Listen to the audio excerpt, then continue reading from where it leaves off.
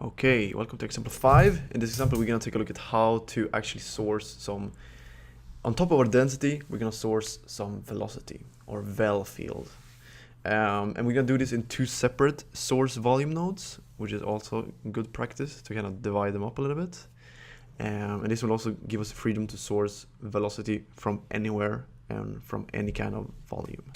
So first of all, here's our usual setup with the density and the temperature. We do an out density 4 on null, and that's what we're going to import into the DOP here for the density and temperature. Then also we want to create some velocity fields here. We're going to do this with a particle system. So first of all, we're going to do a sphere. We're going to scatter some points on it, and then we're going to use it in a popnet. In the popnet, we are simply going to add some velocity, -1 in x, so they're gonna travel like this, and some variance 1 1 1 in variance, and that's all. So life expectancy to 4 and life variance to 1. Anyway, that's all for our particles. We're just gonna do it super simple just to prove a point, but they are flying like this. Now we're gonna create these into a velocity volume. So we're gonna use the fluid source node for that to create this. So we don't actually want to create any scalar volumes here. So we can actually turn this off. We only want to create a velocity volume. And the velocity volume will pick up the source attribute called V, which is an attribute that PopNet automatically creates for us for each particle. If you wanted to, and we had particles that didn't come out of a velocity field, of a particle system, we could do a trail, and we can actually calculate or compute the velocity like that, and it will create a velocity for us. Anyway, we have a velocity here coming out, so it's fine. So the source attribute we want to source from is a V, and we want to use the method of stamping points.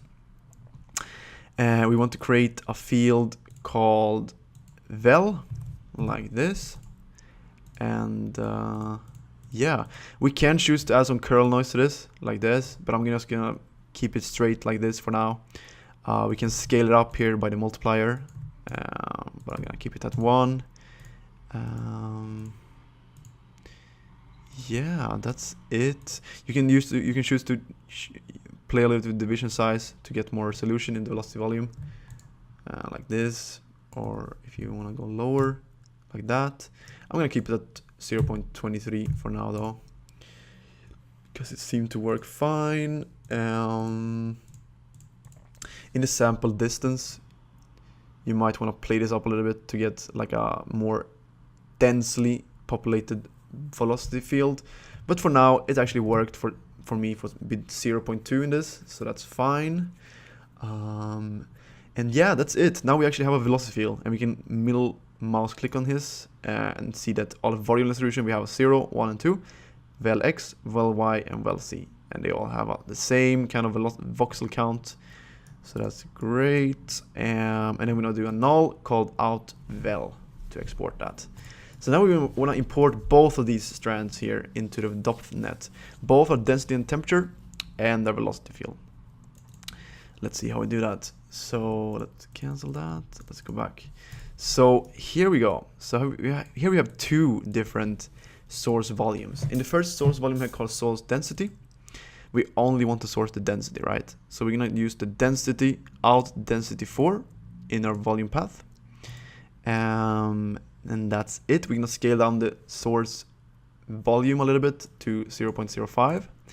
But that's everything we need to do for that. So if you disconnect the velocity for a little bit, and we can see what happens, it's simply as simple as this. So we have temperature, and we have some density. That just do the normal thing here.